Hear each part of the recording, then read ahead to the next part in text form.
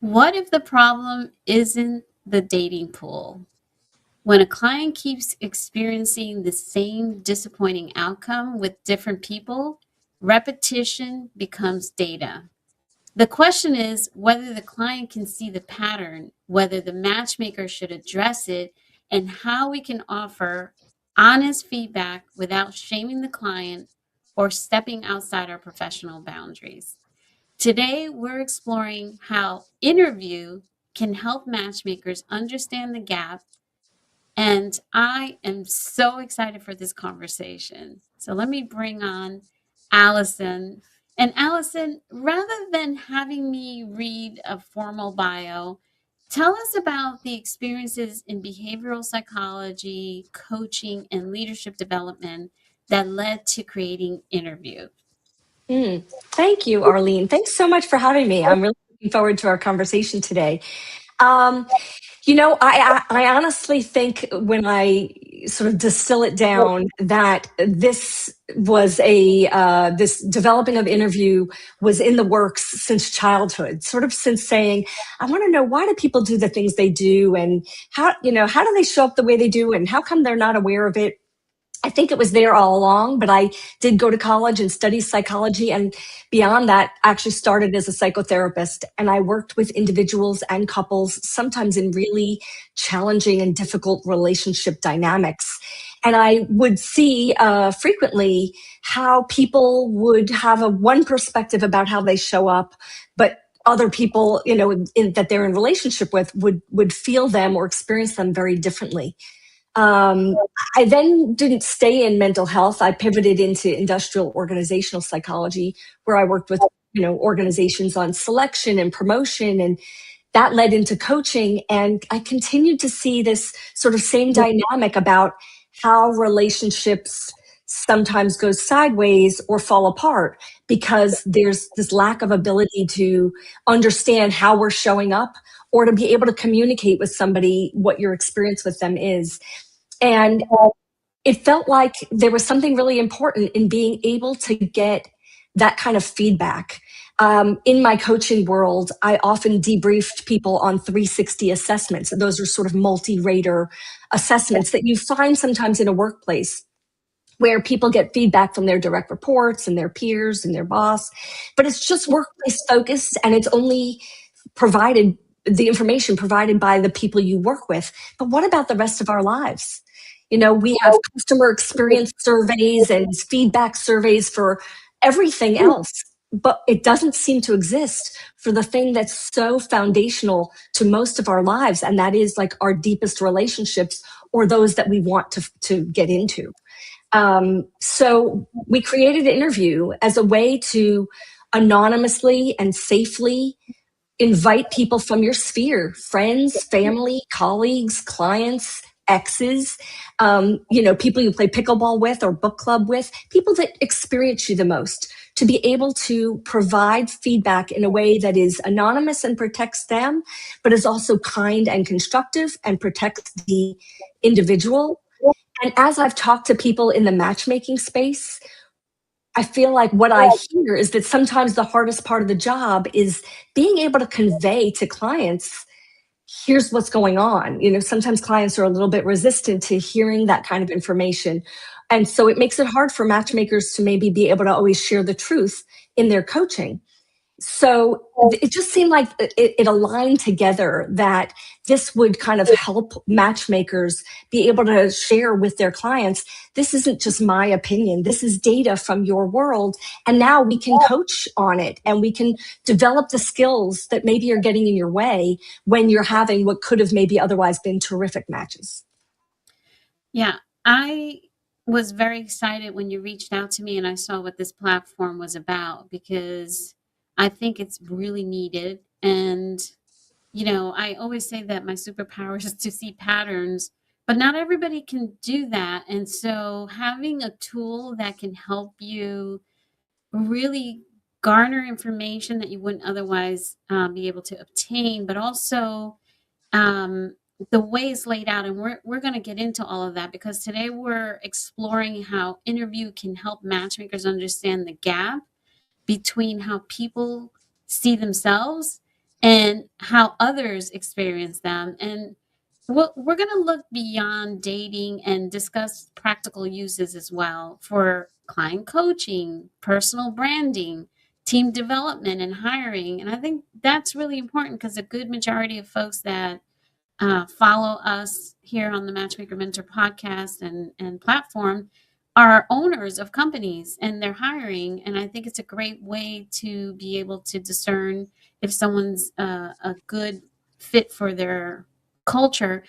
But focusing in on the matchmaking, often one of the things that I'm a big proponent of as a trainer is to know your client or your prospect well enough before they become a client, because they may not be right for you. They might be better served by a colleague, and we do collaborate in our industry. And so let's talk a little bit about how that could be a great use of InnerVue, where a client or prospect, I should say, might do this type of process. And for anyone who's listening, if it's not 100% clear, because the 360 is something that corporate America is pretty used to and they know what we're talking about. Some people may not know, but it's really getting that feedback from different sources, and it's anonymous, right? So Mhm. they're filling out information about how they perceive you, and it's all compiled. And with InnerVue, and you could explain this better than I can, it's packaged and positioned in such a way so it doesn't throw anyone under the bus, so to speak, right? So you can't really tell who's providing that feedback. So tell me Right. more about Yeah. that. One of the unique features of InnerVue is the AI aspect that's in the platform. And what it does is there's for when you invite people to give you feedback, they answer a bunch of questions that are on a 1 to 5 scale. They're just sort of picking a numerical value. But at the end, there are 4 narrative questions that they're filling out. Or talk to text, but they're filling out and providing feedback. Built into the system is an AI refine button. So after your respondents, we call them viewers, after they provide their narratives, they click the AI refine button and it preserves the message that they want to convey, but it removes their voice, their tone, their style to really protect their anonymity. And they can read what the AI changes it to. They can see that it still preserves their message. And if they feel like it doesn't, they can redo it, try again. But generally speaking, people find that just one time putting in their perspective, they're able to see that the AI feature changes their message in a way that makes sure that it's kind and constructive. And so then the receiver, we call them the seeker of the information, they're able to see exactly what was written and refined by AI. And they get all of those individual responses. But the other thing that they receive, which you touched on earlier, is a paragraph of the patterns that AI sees across all your respondents. So what's really showing up strongly bubbles to the top, and you're not going to get in the weeds so much over like one person's opinion that isn't in concert with the themes of what's really going on, seen across contexts from the people you invite in your life. And so I think there's so much value, not only in the individual feedback kindly and constructively, but also in the pattern recognition around what's showing up so significantly that people are seeing it in your whole sphere. And then the other major feature that you're able to look at is the perception gap analysis. So how did you see yourself when you did your own self-assessment?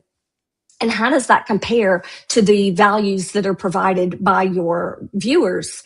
So that not only are you seeing like, are these skills and behaviors one you're functioning in sometimes, a lot, very little, but you're also able to see how aligned is my view of how I'm coming off with the reality of what everybody else shares with me. And I think that's such a critical point and such a supportive tool for matchmakers, because they're able to see, historically all we've had is the self-report by our clients, right? Who say, oh, I'm great at this, or I always show up this way, or I'm super timely, or I'm always honest, or whatever they tell us.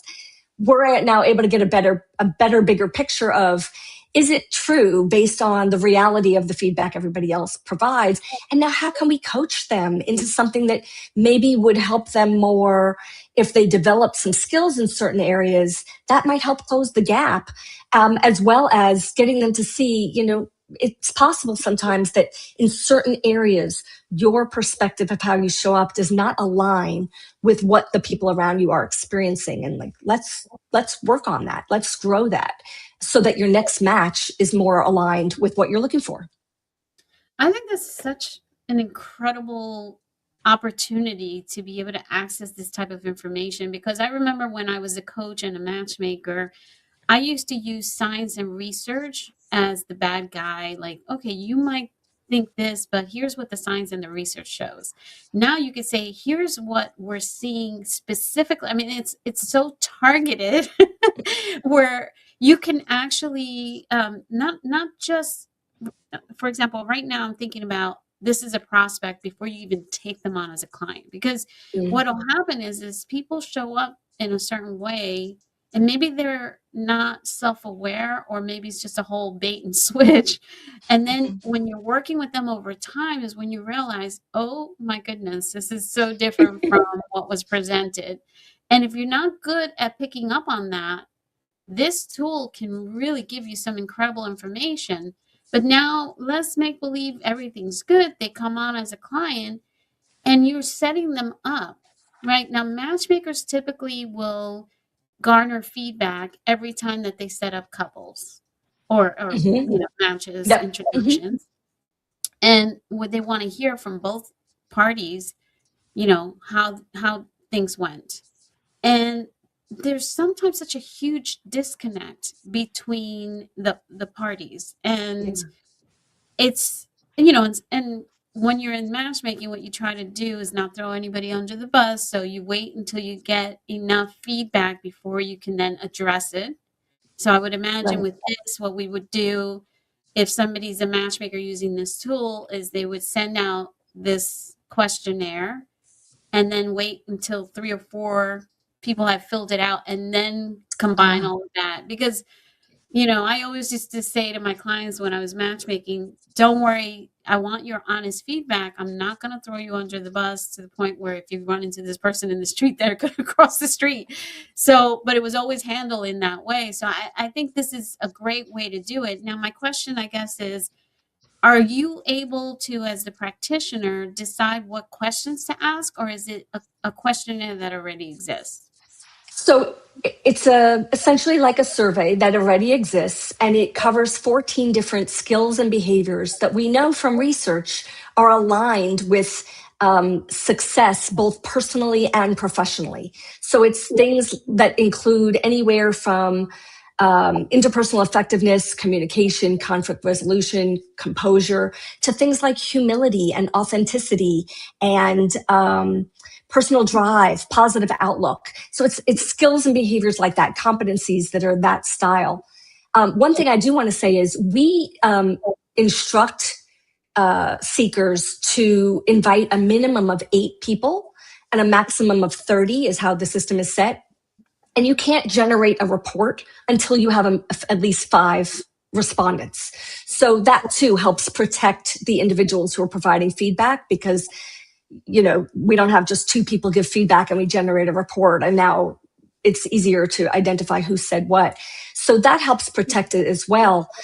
We recommend people wait till they have at least 70% response rate. And we have some incentivizations built into the product to encourage viewers to get that feedback done within the first 72 hours. And so we're trying to help people get that feedback as soon as they can. But yeah, I mean, like you said, what I hear a lot from matchmakers is that the hardest part of their job is getting people out of their own way. And it is difficult for a matchmaker to say, this is feedback I have from one person. You don't want to throw them under the bus, but getting to have some data of, let's say, at least 5 or 6, 7 people, and even being able to sit down and look at it together. Okay, so this is what the dashboard is showing us. Let's talk about where you want to go. What do you hope for? What here meets with your values, and what maybe would you like to either develop some skills, or we can work together on how to maybe escalate, de-amplify maybe some things that are coming off too strongly, and you're able to see what's working and what's not in a way that helps you guide your clients better towards their best outcome. It's towards their goals. It's in service of them. And they can steer that conversation, but the matchmaker or dating coach at least has tools to support their identification of maybe some problem or challenge areas that are getting in the client's own way. I would imagine that over time, you're going to have some incredible data coming out of this thing where you'll be able to write books or case studies or something. But I'm curious, even now, because I'm not sure how long you've been up and running, what kinds of blind spots or recurring patterns tend to surface through the feedback? Mm-hmm. I would say so blind spots certainly can be unique to individuals. Different things show up for different people, but I would say the biggest blind spot that people are saying, "Oh, wow," about is that underestimating the gap sometimes between how they intend to come across and how they're actually experienced. And so it could be, I didn't realize that composure sort of measures how we come off when we're stressed or pressured or tired, or kind of like when we're fried a little bit. Now how are we communicating or holding ourselves? So it might be something like that they didn't realize the impact that their sort of diminished composure under those circumstances is having on the people around them.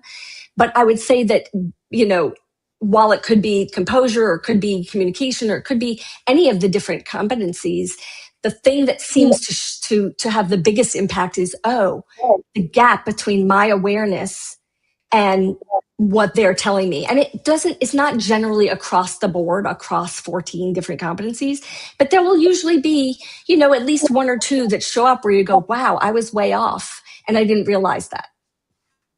Yeah, and that's really interesting. So your recommendation in terms of when to incorporate something like this, because I'm viewing it as, okay, and before you even take the client on, do something like this.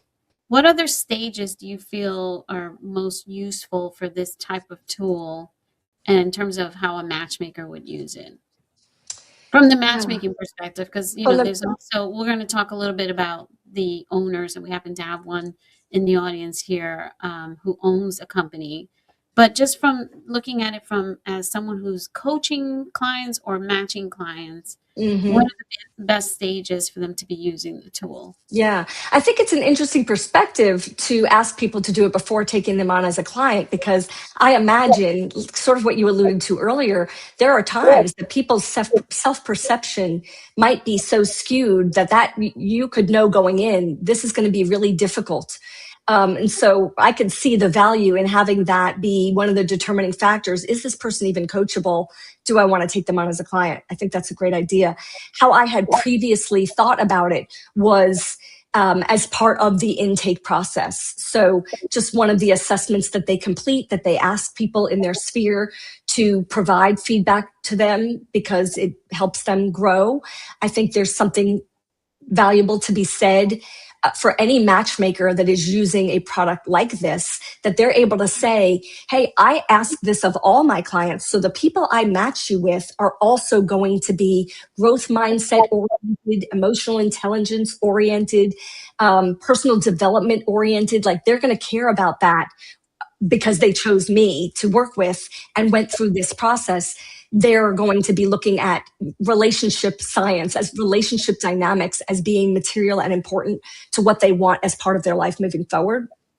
So I think there's a lot to be said for that in that intake process, to help them see, okay, it's giving me a little bit more clarity on who you are, what your strengths are, to help me identify what are going to be the best matches for you, but also so valuable in the coaching you through the process, because we can debrief this assessment together and, like, where are the biggest blind spots? Where do you want to work on growing? What's important to you? What of this would you want to bring into your relationships, and what's important to you about how somebody else shows up in these areas? It gives you language, common language. So I think that there's a lot of value in it right from the beginning for the ongoing coaching and the preferred matching.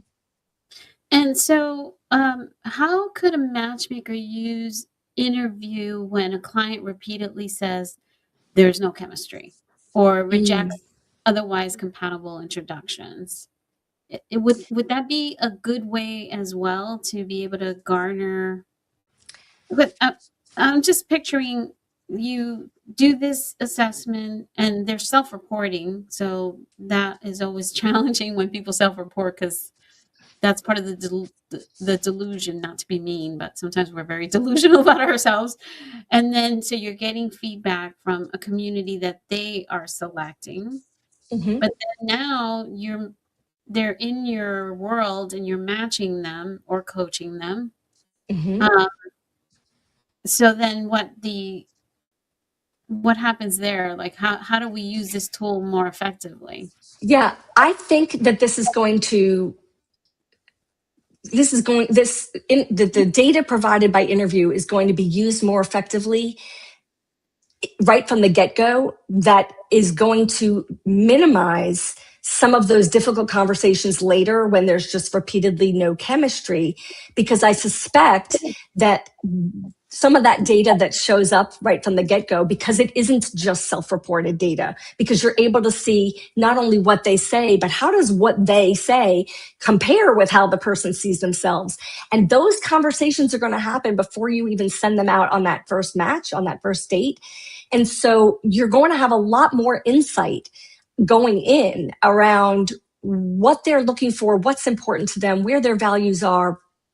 And that I think is going to help set matchmakers up in advance for understanding the language around what they need in a person, so that they're going to find more of that in those matches. And they're going to be more like the clients, I think, will be more conscientious, more cognitive, and more intentional around what they're looking for in a person that is actually more about their person characteristics.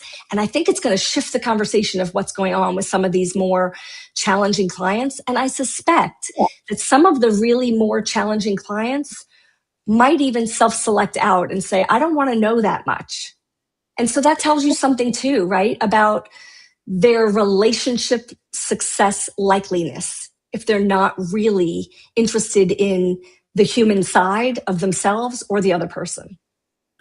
And it's funny because when we were naming this episode, that was the thing that came to mind because I think about the movie, A Few Good Men when he's yelling at him, "You can't handle the truth." And I'm thinking some people don't really want to know because it's very challenging, especially if they tend to have high narcissistic personality or disorder, whatever it is. Yeah. And so, but I think that's a great clue for the matchmaker. I think one of the challenges that I'm seeing is that you don't really have control over the questions that you're asking. So, in order for you to, I would imagine, and you can fill us in on this, what kind of guidance are you giving the matchmakers or the practitioners on how to interpret the results of these things so that they're able to utilize that data more effectively? Because not everyone in matchmaking has a psych degree. Not everybody knows Mm-hmm. how to coach or has been trained in coaching. Mm-hmm. Not everyone understands, like I see people take these Myers-Briggs and all this stuff, and half the time they don't really understand what that means. So, Right. and yeah, we'll No, I start think you there. bring up a good, yeah, you bring up a good point. So one of the things I think it's important to say is this is not a personality assessment and it's not a diagnostic tool, right? It's just a way to gather feedback. So there's no like deep psychological foundational information that is required in order to be able to read the report. That said, I think that it's wise for people to have some training, and so that they fully understand the all of the different tabs, all the different sources of information that are in the report, because it's quite rich. I generally, when we work with coaches who want to be alliance coaches with InnerVue, we require that they have their own interview done, and we do a debrief with them so that they fully understand the whole experience and are able to also go through all the different tabs with somebody who's trained and a certified coach. That said, for people who are not really coaches necessarily that are working with it, InnerVue has staff coaches. And so sometimes people just want to have a debrief. They buy an interview that comes with a debrief. They meet with a coach for 90 minutes and they're able to just sort of pour through their report, get clarity, maybe get some intentions on what they want to work on or develop. And some people will choose tier 3, which they meet with a coach for 6 months and really dive in on a deeper level. So there's actually a lot of opportunity for people to use it on their own individually, for matchmakers or dating coaches to be the coach providing that feedback. And the other thing about InnerVue that is different, I would say, from traditional 360s, the traditional ones, you get to the end of the 50-page report and it says, set some SMART goals. But if people knew what to do, they would do it. And so we don't do that. We have a dashboard. You can also PDF the report. And behind that, once you generate your report, there is a whole knowledge base full of resources. There's 45-second videos. There's interactive worksheets. There's references to books and movies and different things that can help you develop skills. And so matchmakers and dating coaches that are using the process, they can have access to that as well so that they can use those tools in helping their clients develop in areas that serve them, that help make them either like more prepared for dating, right? Because it's certainly really hard to tell people you're not ready yet.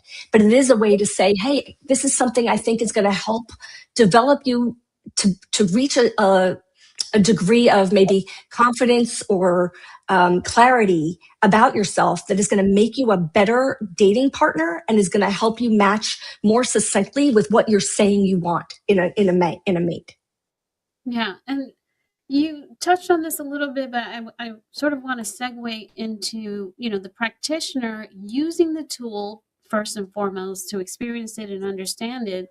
But also, I look at it as if you're a practitioner who actually owns a business, I think it's a great way to understand how your branding, what your branding is, because let's face it, branding is not what you want it to be or what you think it is. It's what people think of you and your business when you're not in the room. And so I think a great way to use is not knowing what all the questions are and all of that would be to send this to past clients and have them fill it out to understand, what's your branding? How are you coming across? What can you do differently? And so I'm curious, is that a use case for something like this? And is it, do you have the type of questions in there that could actually help with that? Or is this strictly for, romantic relationships? So it's not strictly for romantic relationships. For anyone who goes to the website, there are different tabs. We have, a whole section for dating and couples that pertains specifically to that world. We also, InnerVue helps with people who maybe they find that they are not getting promoted or they're not getting called back for interviews or they're having trouble just sort of with friendships. I mean, there's a whole variety of sort of pain points in one's life that might create the awareness that maybe it's time to find out more about how they show up in the world. And so organizations sometimes will even gift InnerVue to a team or to their group to say, hey, we just want to invest in you for your own personal and professional development. Anything that you do that helps you grow, we all benefit by. So the questions are the same, but they're still all getting at really important determinants of success personally and professionally. So I think that there's still value in getting to ask those questions. The 4 narratives is where, now while they're not changeable, when you're sending them to your, let's say your past clients, you're able to say, answer these questions in relation to your experience with me. And the questions are things like, maybe what kinds of things get in Arlene's way that prevent her from being most effective, right? Or where does Arlene shine so much that she doesn't even realize she's exemplary? So there are opportunities for your past clients to say, here's things that got in the way in your relationship with me. Here are things that you did that were so strong. Here are uh, experiences that I had that maybe created some friction in our work together. So you're still able to get very valuable feedback without having to change the question at all. It's going to be Yeah, a different response depending on the context of the person who's responding, right? Are they people from your inner circle? Are they leaders or mentors or guides in your life? Are they sort of your wider community invitations? And so you're able to ask people from, different subsets of your life, but they're able to answer those questions from their own lens. I mean, I could see a use for it even with the work that I do with the Love Pro Mastermind Academy and training. And before we accept a new student, to see if they're the kind of people who actually will finish and get the job done and stay in the business, or are they really even ready to be matchmakers? Why are they in it for the money? I mean, I don't know if that's the kind of stuff you Yeah. can discern from there. So it's funny that you said that. There's a school, a court reporting school in the Northeast that has bought InnerVue seats for all of their students to help them, like in their preparation for going into the professional world as court reporters. They have to be able to stand, against attorneys and judges and in lots of different contexts. And that it's important that they know, how do they show up and how do others experience them so that they can work on developing the skills that are going to help them be successful in that environment. So that's another case of where somebody's using it differently. This is a school that is helping their students to be successful in their career.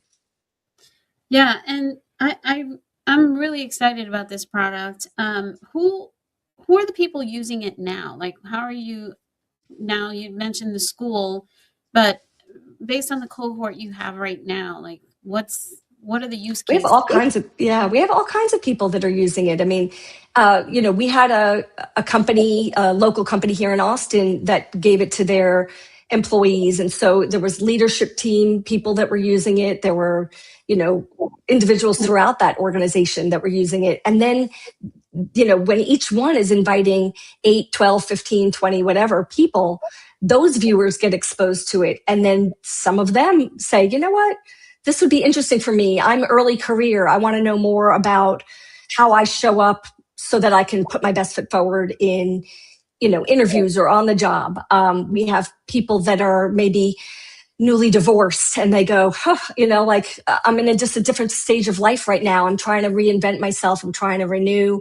I want to know, how do I show up and help me get clarity over how do I want to be seen and what do I need to do to kind of reinvent myself into the version that I would like to be, but I don't know what's in my way.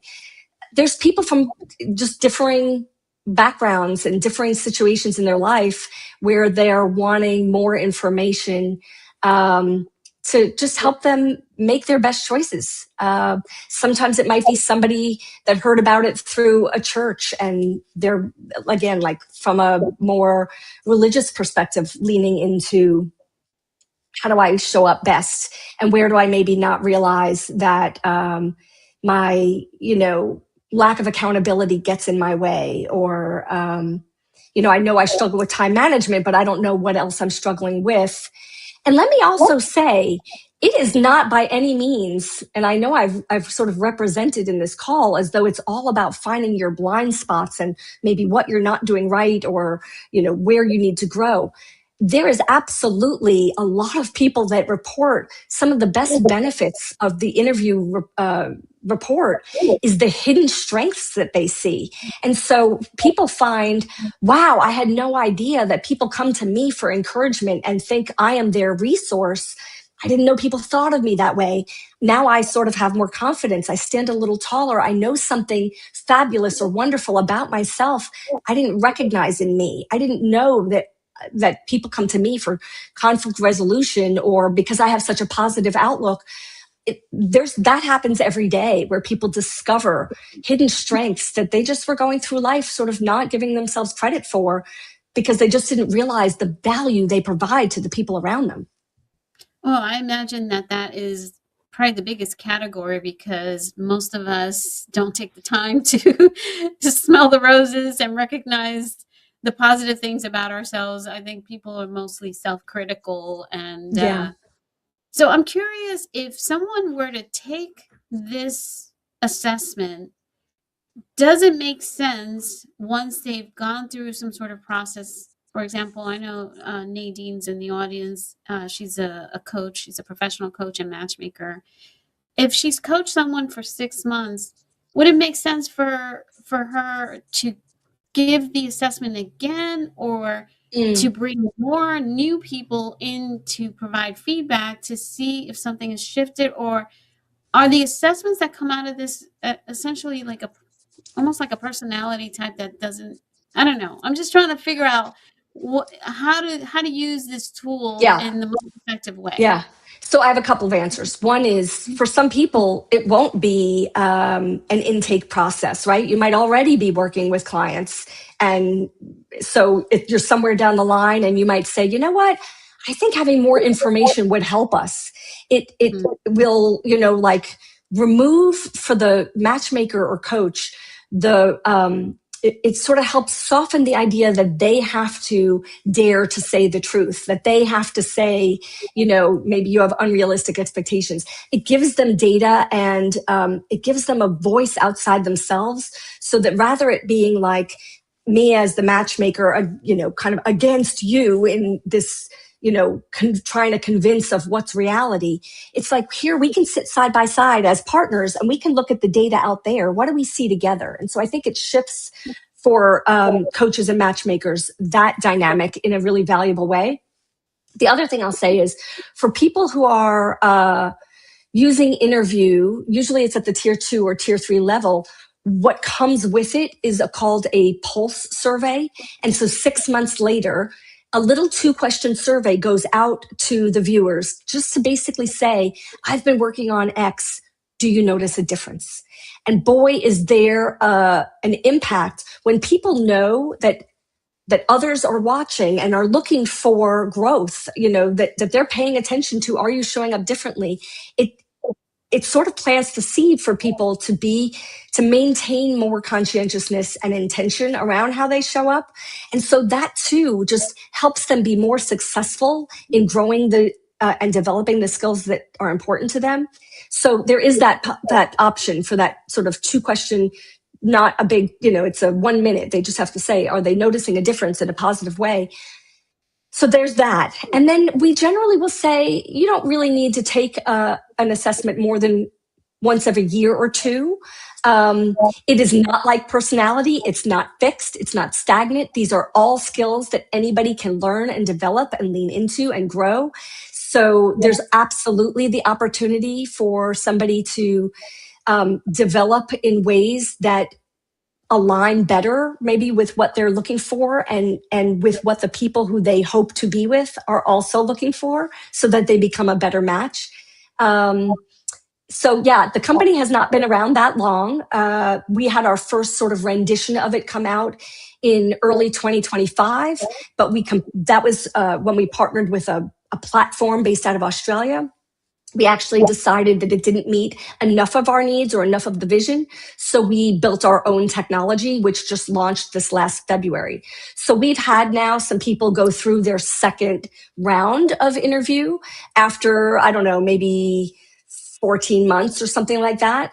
And it was really valuable and did generate different results in some areas, because we all go through seasons in our lives where we're leaning sort of more into one aspect, and maybe then we don't realize that another aspect has gone by the wayside, and maybe our authenticity took a hit because we're trying to prove ourselves in some other way, but we didn't realize that happened. And so there's always the opportunity to get more information, especially as we go through different seasons and different times in our lives. Sometimes it shifts in how we're showing up.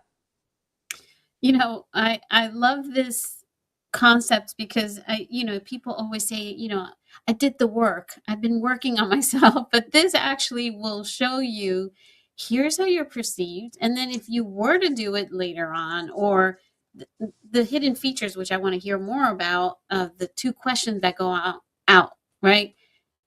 You'll see that the work is working because I'm Right. sorry. And I'm not trying to be mean, but it's just kind of funny because everybody did the work, and sometimes Listen, we're you're not stuck in our wrong. own. Tasha Eurich did some great research on self awareness. And what she found was that 95% of people think of themselves as self aware, and only 10 to 15% of us actually are. That's a huge statistic. And I also regularly find that there are people who will say, oh, I'm self aware because I know I'm bad at time management. I know it's something I need to work on. And they think that they're self aware because they know that. But self awareness isn't in the knowing, it is in the action of the doing and of the growing. And it also requires other awareness. If you're not taking in what the experience that other people around you are having of you, then how self aware can you be? By nature, we can't know it all. We have some very valuable knowledge that only we can access, right? We know our intentions, we know our feelings, we know our motives. But what we can't know on our own is how does it land with other people? And if we're not seeking that, we can't be fully self-aware. Absolutely. Now, the question in the audience is how do people sign up? Like if there's a practitioner who's interested in using this platform, you mentioned different tiers, like give us a little Mm. bit more details on that. And also any other features that you haven't mentioned, because you said something about the 2 questions going out, which I think is super cool, like within 6 months, because it keeps it top of mind, and people will Yeah. actually provide feedback. People love to give feedback, they love to give their opinions, so I imagine that the viewers are pretty active. I don't know, I don't know what goes on So, behind the scenes. so let me first say one thing we haven't talked about is for the seeker to set this up, it takes about 15 minutes. They set up their account, they conduct their own self assessment, and they put in their cell phone numbers, email addresses. Usually it's cell phone numbers, but you can do email for their viewers that they'd like to invite. And then the system does the rest. The system will send a text saying, hey, Arlene Washburn values your perspective and she's doing some, obviously ad-libbing here. It's much more succinct. She's doing some personal development work and would really value your feedback. Click this link. It also tells them if you complete it within 72 hours, there's a little reward for you. You can choose either with ClassPass, getting a 2-week free ClassPass to go take classes wherever you're living, or you can choose a reward with in-kind, where you get, I think it's $25 off of a meal at a restaurant that is affiliated with in-kind, and you can just look that up on their app. So that is sort of incentivizing people. Let's get this done quick. 72 hours, 3 days. Let's get this person some feedback. So that's on the front end. Then there is, I think it takes about, like I said, 15 minutes. You conduct your self-assessment, and then you're waiting for your viewers to participate. We do have a pretty high viewer participation percentage, especially since we instituted these incentivizations. So it helps people get it done and get it done quickly.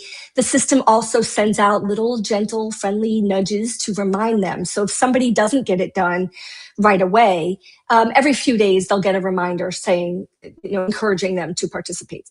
And then you So make it that's very clear to the viewers that it's anonymous, that they're not gonna, that not be okay. We Because I'm do. sure It comes out in the text.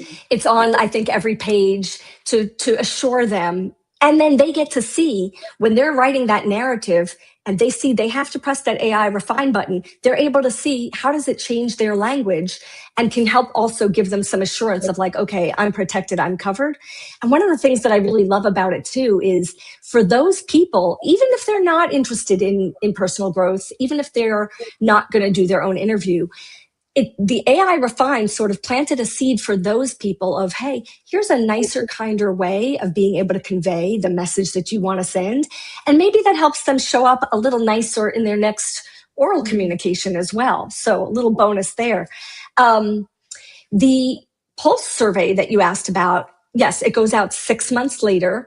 And and it's just right, like I said, a little 2-question, just to tap in and say, have you noticed a difference? It's just a way of closing that feedback loop. Also, after viewers participate, I think a screen pops up that says, hey, would you like to maybe do your own interview, get some feedback for yourself? So it's possible that the person who invited them is going to get a return invite, and hopefully it becomes, a favor I did for you is a favor you do for me. And there's a whole loop there too, where people are able to support and provide feedback for one another.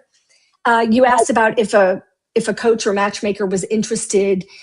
Did you mean interested in doing it themselves or interested in having their clients? Using this platform as part of their process, Yeah. what does it entail? You mentioned something about different tiers. It's a question from the Right. Yeah, thank you. So there's a couple of things. One, InnerVue is in some talks with some CRMs, so it's possible that sometime soon it'll be built into the CRM system, and there'll be just like a little tab where you can, through the API, request that your client do an interview.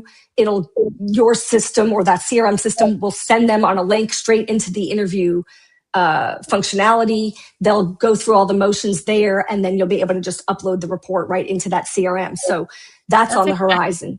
Yeah, so that's on the horizon.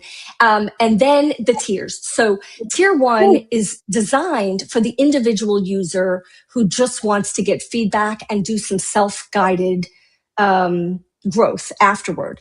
It is mostly designed to be accessible financially, so that all kinds of people, even people maybe at the beginning of their career, not making much money yet, maybe they can't yet afford coaching or deeper work. This is something that they're still able to get access. Tier 2 is where you're purchasing both the assessment as well as that 90-minute debrief with a certified coach. So you're able to have some support and somebody working with you. And then tier 3 is when you would like ongoing support and sort of a deeper guided transformational experience where you're working with a coach for 6 months. So I think in terms of businesses that are matchmaking businesses, there are times that we'll create bespoke pricing for organizations that want to use InnerVue, whether it's for like that school I talked about to give seats to all their students. We create special pricing for them based on what they want. When we work with organizations, depending on whether they're like just looking for a leadership team or do they want a whole organization, do they want to have a workshop around the results with greater feedback, we'll create bespoke pricing for them as well. So in terms of matchmakers who maybe have a large base of clients a year that they want all of them to do it, they should just reach out to us through the organization aspect of the website, and we'll get in touch with them and discuss what their needs are, what they're looking for, and we'll create some special pricing that makes sense for them. Yeah, and I was going to say, because a lot of them are already coaches and therefore may not want to take what you described sounds more B2C, business to client. In that case, B2B. Right. I was just explaining the tiers and what they are, but that's why I think for your listeners, I think more customized pricing probably makes the most sense because they are themselves the coaches. Yeah. Agreed. And some are not coaches, which might also benefit from the way the tiers are laid out. So that's really, really good to know. I'm really excited for your platform. I think I may use it at some point. I think it's a great way for the self-awareness. And as I said before, I think so many use cases, assessing whether or not you want to take on a client, if they're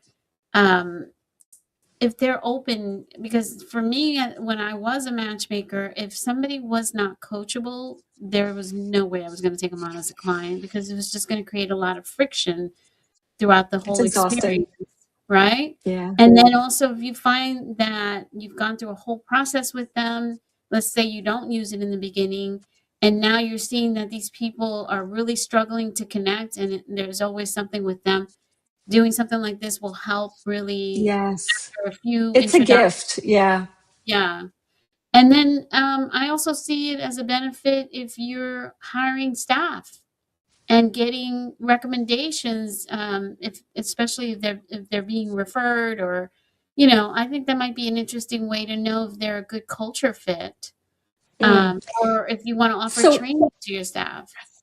So I will say one of the features that's unique about InnerVue compared to other sort of multi rater assessments is that the data belongs to the individual. And so like when we work with organizations, the data does not live in HR. It does not go to their boss. It goes to the individual. So there would have to be some kind of agreement that the person was willing to share it with you. What we do in more organizational settings, we have something called an IRIS report. It's the Integrated Relational Insights Summary. And so how it's usually used is that if an organization invites their population or subpopulation to participate, the individuals all get their own individual reports. But what we can create with this IRIS report is basically a 10,000 foot view of, okay, so within your organization, here's what your biggest hidden strengths are. Here's where your rock stars. And here are the 3 biggest blind spots. And where we've seen that have the best benefit is that when organizations are looking at how do we want to spend our learning and development dollars, maybe in the past we just automatically said, let's give them communication training. What we might see now is, like this example I used earlier, composure is actually a bigger issue here. That when we're, pressured, stressed, overworked, whatever, we tend to get wonky and go sideways. That's what we should be training on, not just communication. So whatever those 3 biggest blind spots are for the organization based on their individuals, it helps them target how they want to develop people better and more accurately. So there's value in that too. And for that as well, there's customized pricing because that depends on how many seats do you need and what kind of feedback do you want. So we work with organizations. And that's really cool. So, but the feedback that you're then giving the organization is not based on each individual, but as a whole, here's where everybody, the general, climate Right. here with all of the people who have gone through this process. We're not going to tell you who specifically. It's Right. But here's the very patterns across all your people. Yeah. So yeah. that's very pattern focused. I mean, that said, if you have a relationship, if there's somebody that you want to bring on and you've gotten to a point in your process where you want to say, hey, would you be willing to do this and share the results with us?